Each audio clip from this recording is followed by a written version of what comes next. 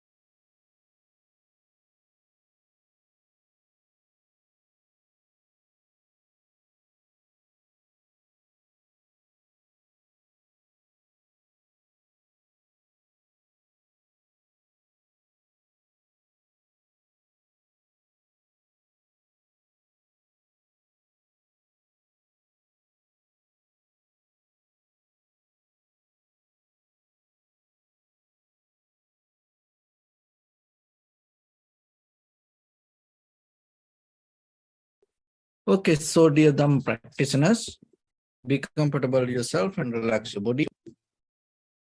And keep your back straight, neck head straight in one line, and your right palm.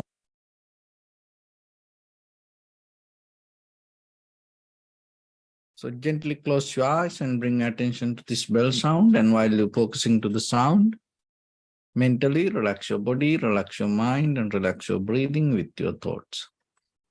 So do nothing extra. Just follow the sound, please.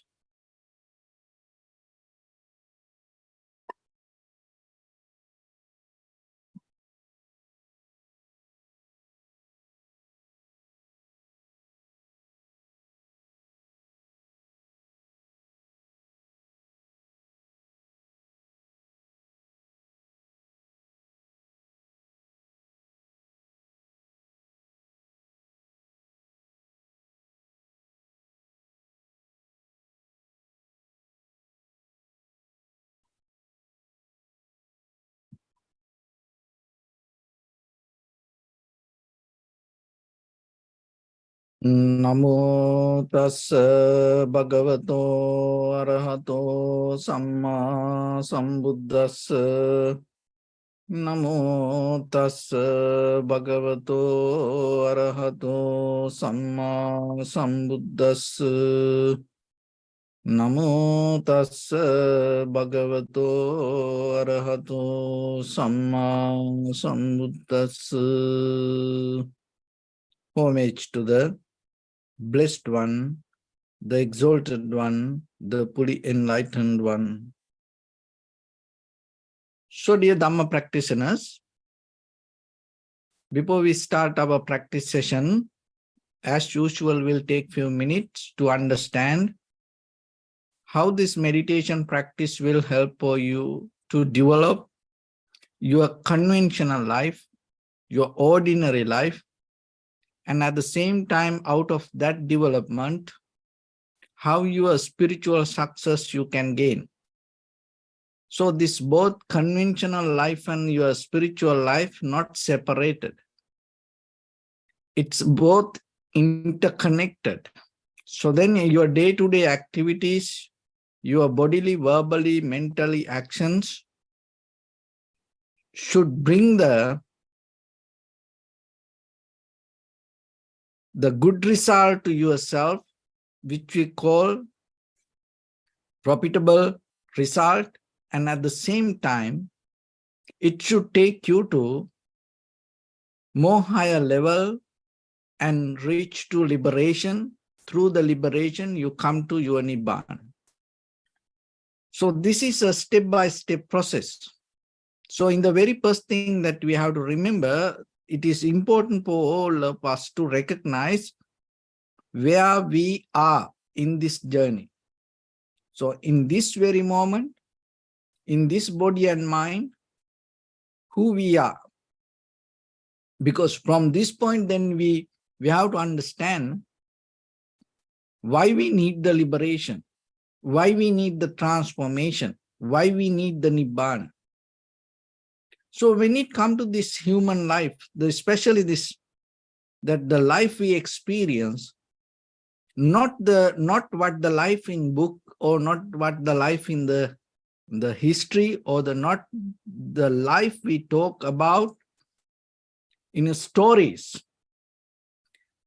The very life that we experience is a very messy subject. It's very difficult to tackle or understand or become very clear about it. We just gain more information, we just follow informations. And today we came to kind of like an information crisis. And that information crisis take us to meaning crisis.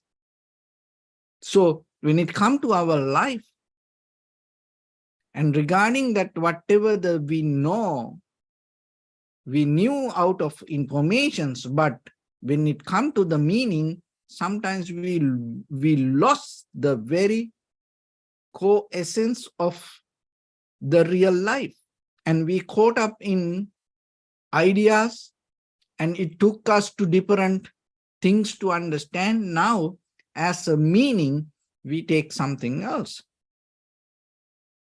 So then it is your responsibility then, recognizing this and understanding this, and get out of this mess, rather than maintaining that mess, and rather than giving that mess to another person or your next generation. How you can do that? The way to do it, you start to need to look into yourself. You start to need to look into your body and mind. Because what we experience as Dharma, or teaching, as philosophy, or as any kind of teachings, it's about our life. It's about our body and mind. So then, can you merge that whatever you learn with your body and mind? Can you merge, can you develop whatever you know as philosophy or the Dharma in your body and mind? So that is the only way that we can get out of this mess, this meaning crisis and the information crisis. Because when it comes to the very way of life we experience through our direct experience. So when it comes to that, how the meditation will help for us to develop that clarity. So today we are going to take a different path and see how we can come to this clarity using our body and mind, and at the same time, in the conventional life, how we can become more profitable people for us and for other people, and at the same time, how we can contribute our best to our humanity. So with that, today we are going to talk about the fear. When it comes to human life, the fear is something very important. We all experience it in certain way. So as we all know, somewhere in our life, we have experienced this. And at the same time, in day-to-day real life, in our dream world, even in our imagination, even in our future plans, this everywhere, like a shadow, this fear always exists. So according to the meditation practice, how you can overcome this fear. So this is very important for you to understand how this fear day by day becomes stronger. Because in our life, each and every part of our life, sometimes this fear can have ability to overtake. And sometimes it has many reasons with the physical pain, and it has many reasons with our preconditioned mind, and it has reasons with our future plans, and even sometimes the fear exists because of our very existence. So how we can come out of the fear? What is the solution for this? So one of the important things you have to remember, the fear arises as a result of the kind of like certain the failures that we carry within ourselves, certain kind of gap we have inside us. And so that failures always bring us unsatisfaction. So that is where this fear arises. So failure regarding what? The failures regarding our own life. That means failures regarding our own body and mind. And why the failures arise, they are then because of the desire.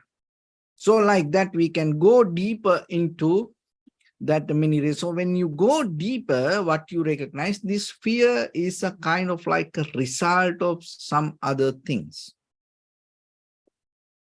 The fear itself doesn't arise independently. Fear comes as a result. So, but now when we experience the fear, sometimes we can't go into the depth of that all and find a solution for that.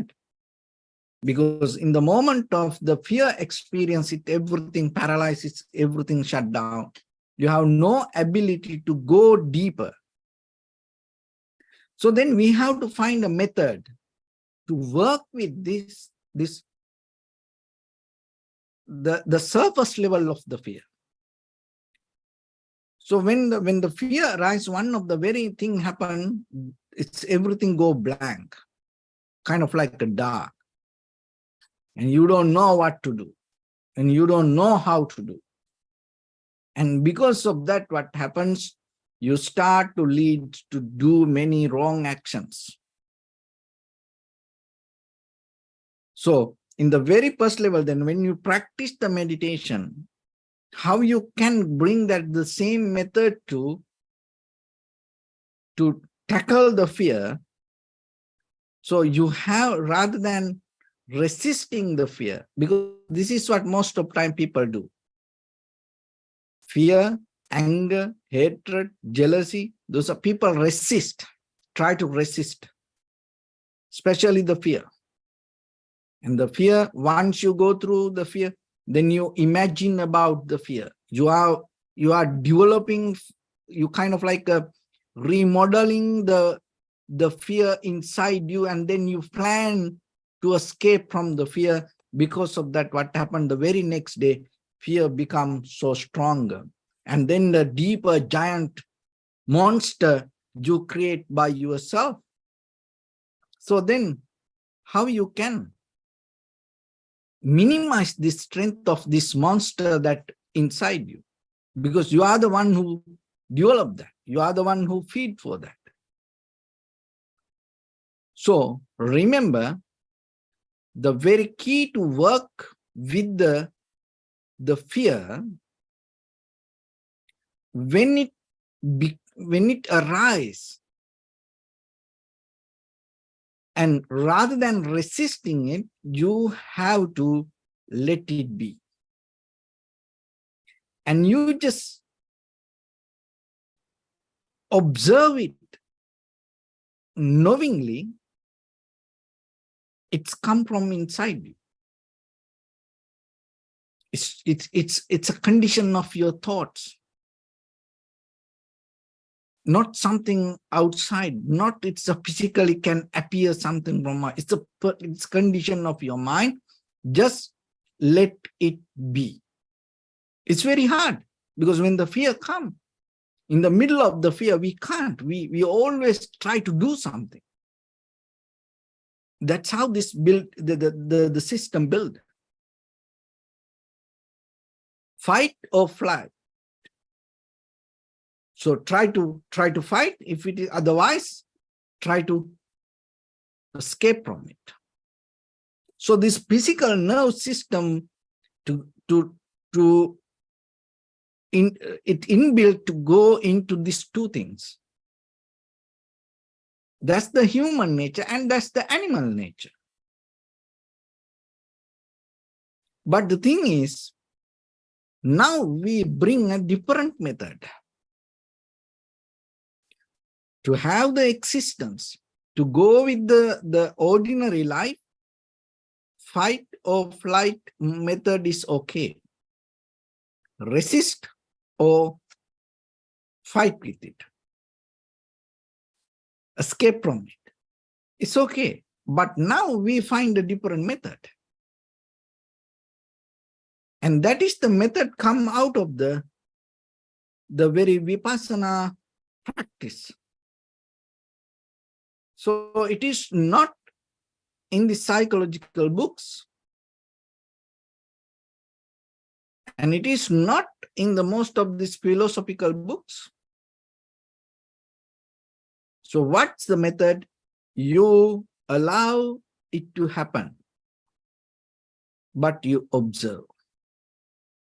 But most of the time we have the very nature, we don't allow things to happen the way it happened. We always try to moderate things. We always try to make something happen. How far? Who is decide what should happen? Because the fear is itself coming from you. It is a very condition of your body and mind. So then you are the one who condition. It should be like this. So that's mean what? That's mean you are the one who condition your own nature. Because it's already in you. Whatever that you take the decisions, oh, it should be like this, or it should not be like that, that also come out of the result of fear. But when you observe it, when you allow that fear to flow itself, what will happen? You will see it will go away.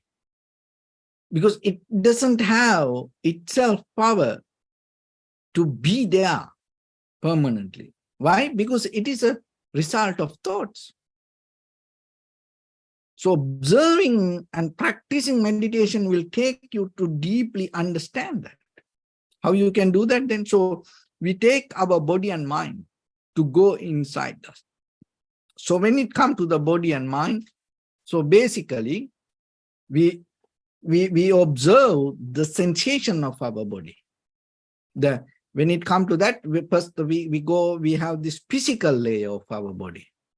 So any physical layer, structure of your body, if you observe that, you see there is no any concrete, permanent, unchangeable posture that you can maintain. So that's the very nature of this physical. And if you take a little more mindful and go a little bit deeper, then you recognize this physical itself brings the sensation. If you don't have the physical body, where you find the sensation?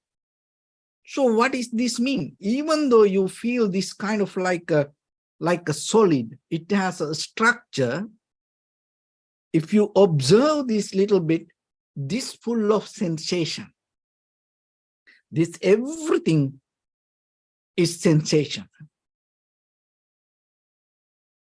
So if you take a little more deeper, if you go a little bit more deeper, what will happen? You start to recognize beyond this sensation, there is a vibration. This physical body.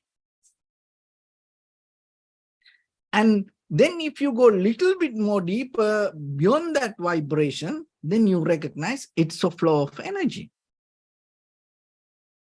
Once you come to that level, what happens? You get out of this skin, because that energy doesn't have a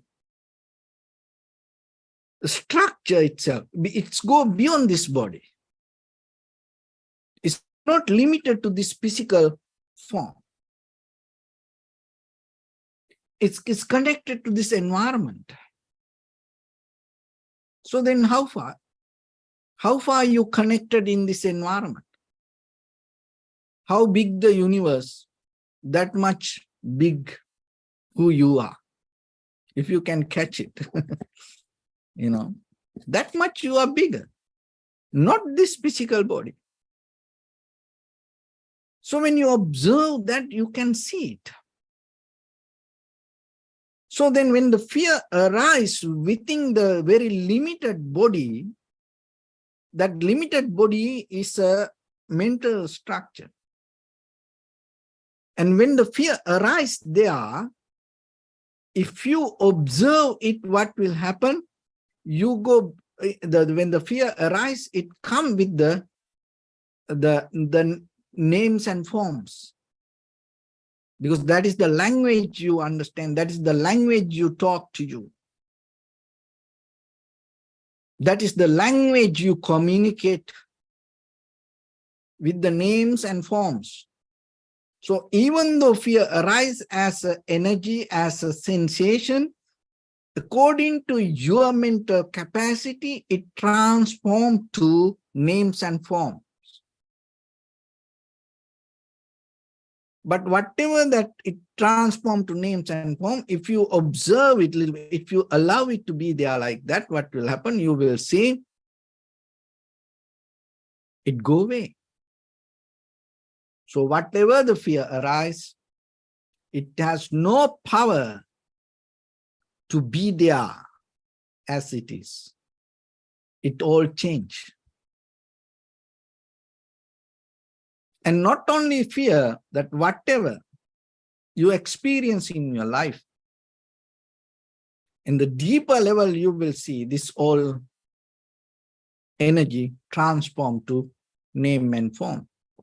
And once you recognize that, you are not going to wrestling, or you are not going to fighting, you are not going to do judo with your own names and forms, because it is very you. And that is one way you little by little, reduce the power of the monster that you build up inside you. And then when that monster disappears, you gain the clarity. You gain the clarity to be in the moment without jumping here and there, going here and there. So that is itself, you develop undisturbed mind. And that is where you can get out of this messy lifestyle, having undisturbed mind. So at the same time, what this fear does, so the fear is a kind of like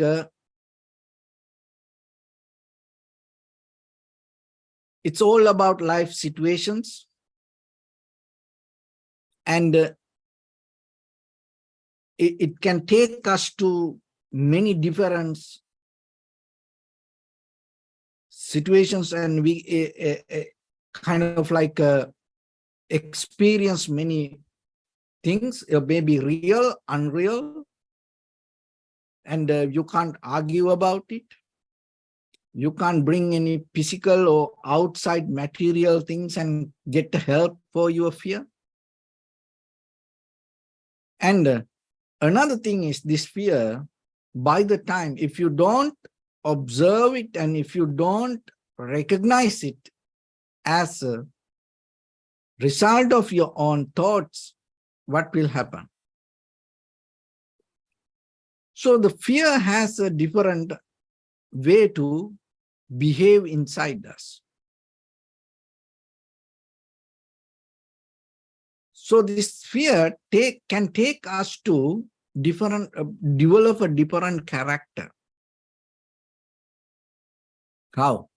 So when it comes to religions and the human history, people have the behavior, the self-mortification. So this self-mortification is the most, it's a kind of like a risky part that we develop because of the fear. So when it comes to self-mortification, so we go through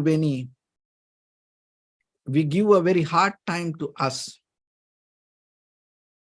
And we can put us to many painful situations. And we can wear kind of like a very uncomfortable garments and even the ornaments or the jewelries. And we ourselves put into kind of like a very ugly and hard situations. So in your life, sometimes if you look very carefully, if knowingly or unknowingly, you put your life into kind of like a hard, very difficult situation. So that is the very dangerous thing with this self-mortification, the fear, because it takes us to this kind of situation. So if you're afraid for life, if you don't know what is life, sometimes you're afraid for life, sometimes you're afraid for the samsara, sometimes you're afraid for death, sometimes you're afraid for birth. So like that, this fear can come in many ways. But it's all about your body and mind. It can come in many ways. So once it comes like that, what happens? And you start to destroy the very moment of awareness. You can't anymore experience the reality.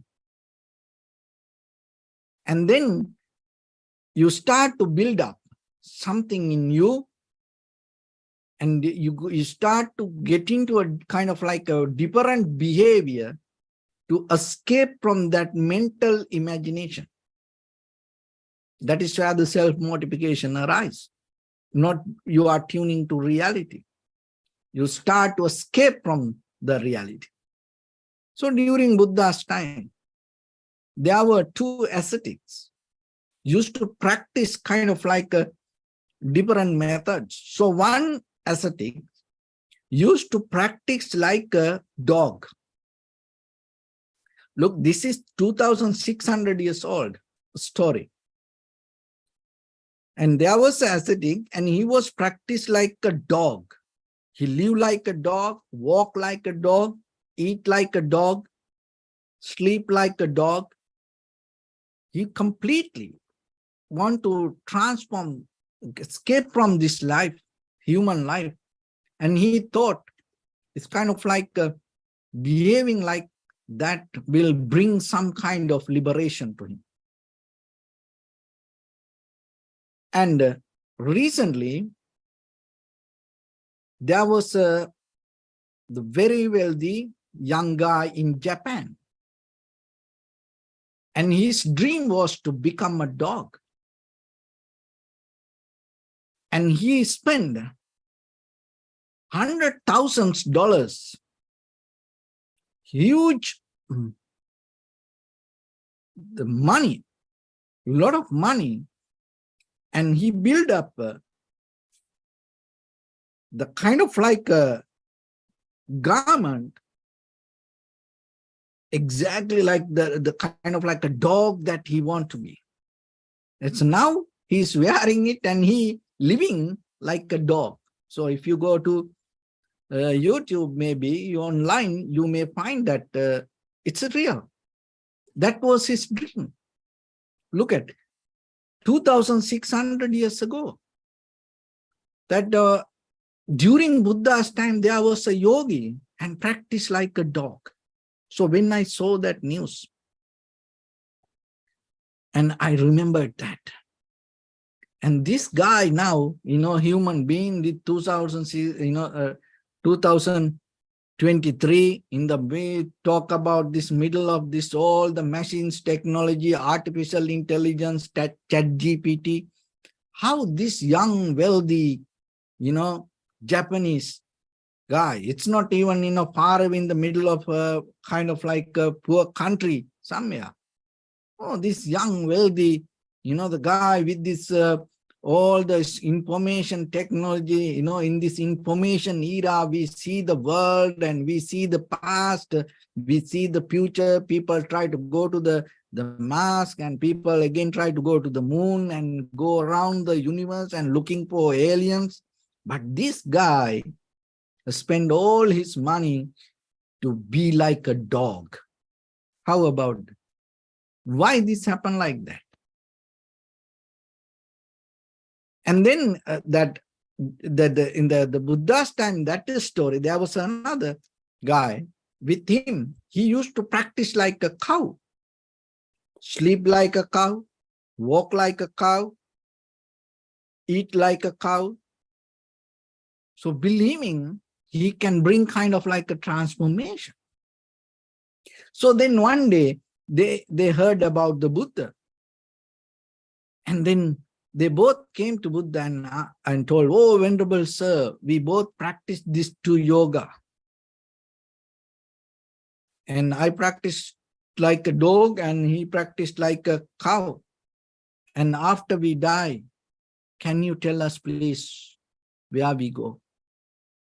What will happen?" Buddha said, "Don't ask. Stop it there. Don't ask that."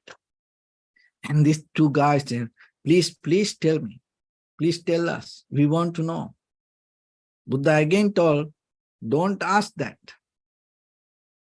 Then they were again, asking from Buddha, "Please tell us. We want to know about what will happen to our future." Most of people, people like to know what will happen to them.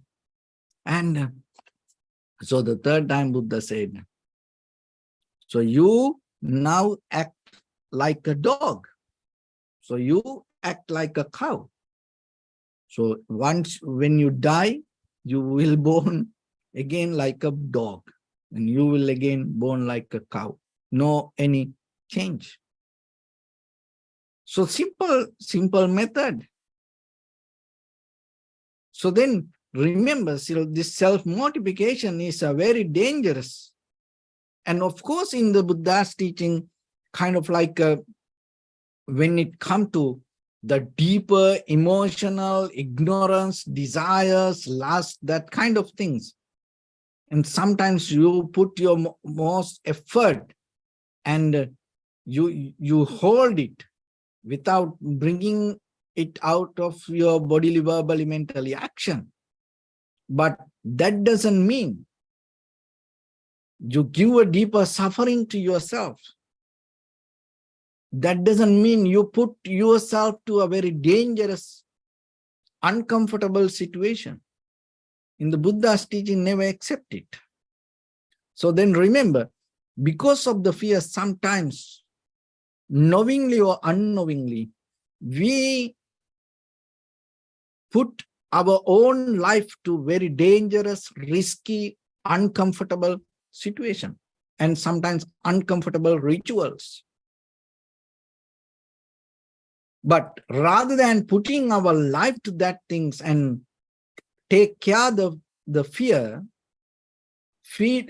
rather than feeding to that monster inside you, what you need to do, simply start to observe.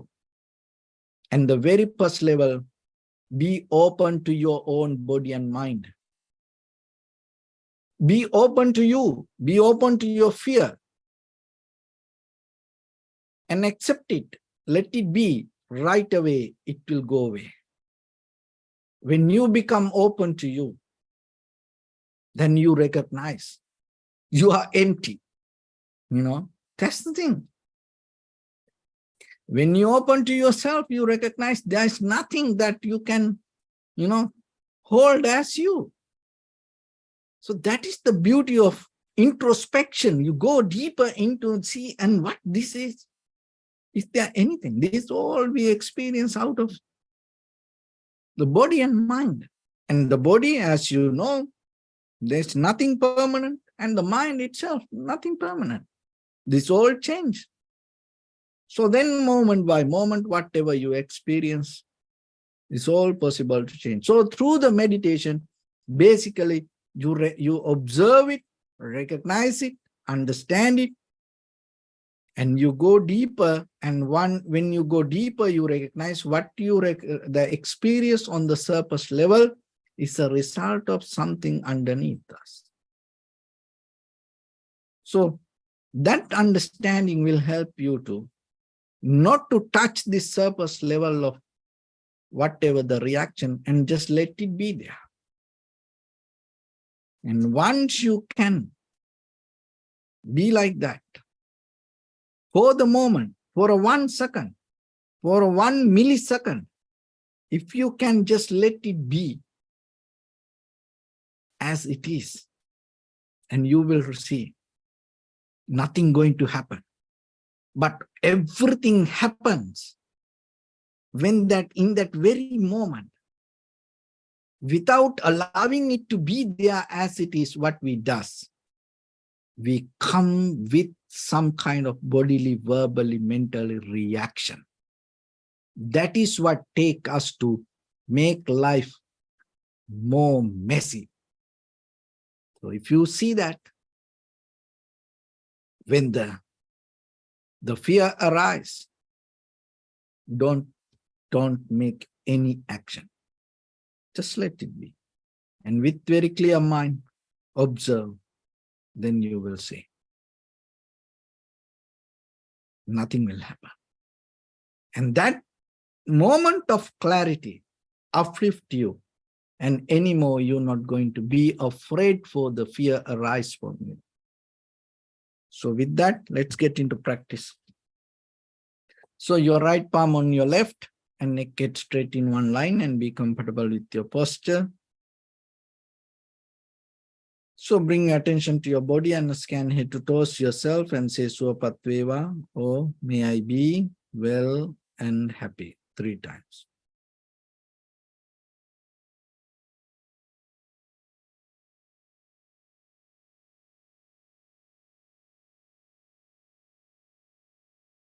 Take a moment and think. We gathered here in this moment to practice this ancient meditation technique. All the Buddhas, all the enlightened masters followed this path and achieved wisdom. So we also gathered here to accumulate that knowledge. In this moment with this sitting, may my body become more comfortable, may my breath be more smooth, may no difficulties come to me, may all the success come to me. Also think for a moment, this is the last moment we're spending in this very lifetime, and detach your mind from all your past memories and as well as any kind of future thoughts. Just try to remain in the present moment, observing the sensation of your inhalation and exhalation. So if your mind go here and there, bring it back again and again and be with the sensation. Do nothing extra. So in the beginning, deeply and gently, breathe in, breathe out 3 times and find the sensation, please.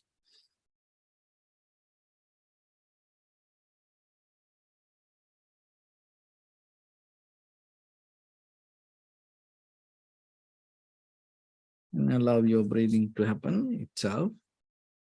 Just observe it.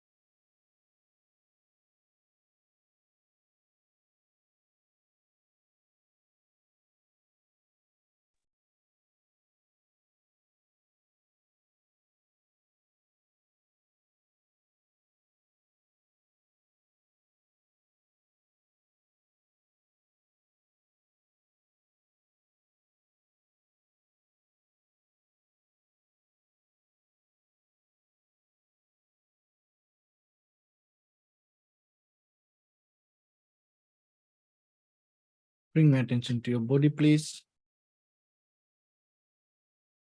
Observe your posture.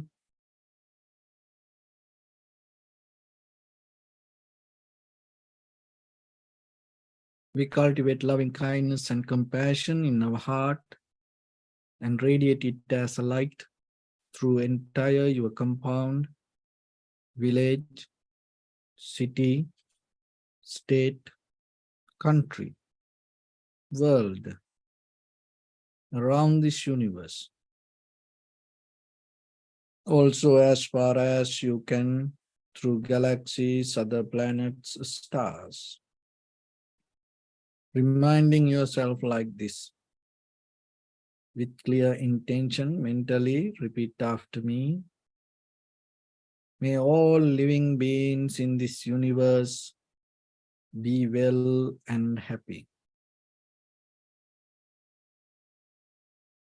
May everyone be happy and safe, and may their hearts be filled with joy. May all living beings live in security and in peace. Beings who are frail or strong, tall or short, big or small, visible or not visible, near or far away, already born or yet to be born. May all of them dwell in perfect tranquility.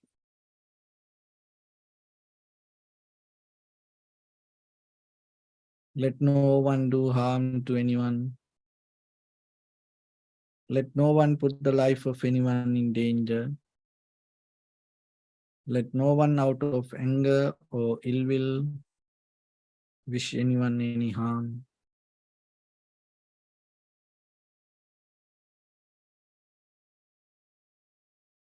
Expand the loving kindness and compassion beginning from your heart.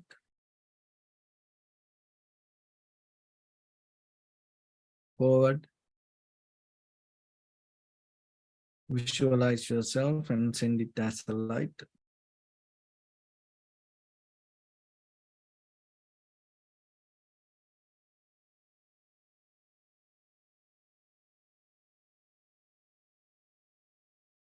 To your backside.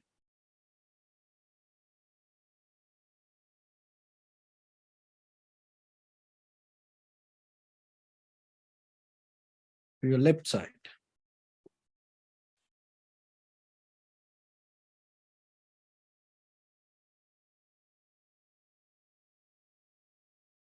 And to your right side.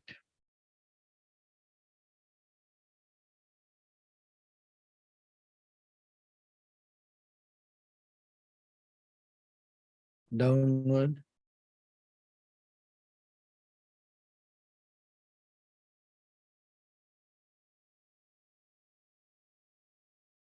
And upward.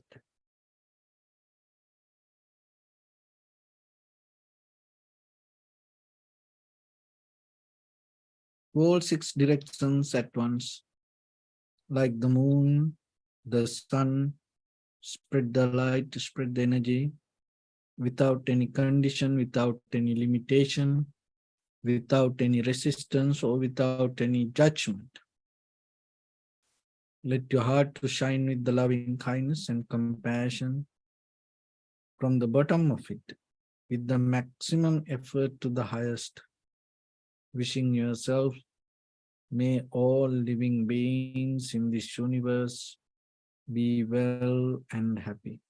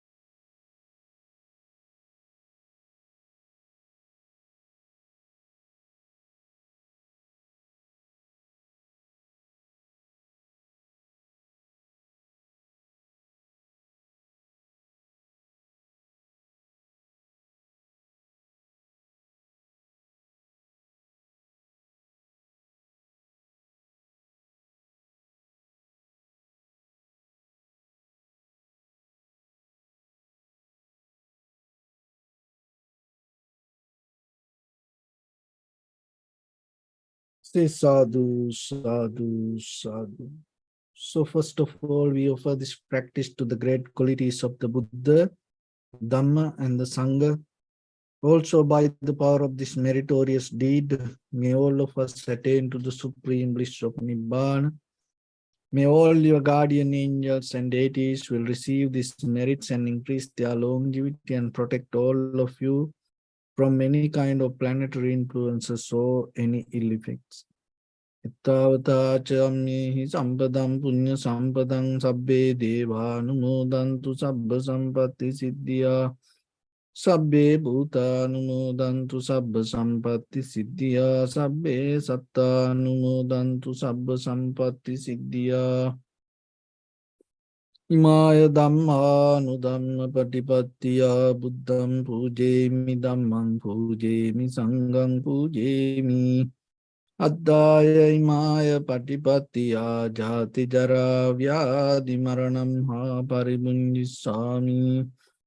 Idamme punya kammang asavakkaya vahang hotu sabba dukkha pamuncatu. Bless you.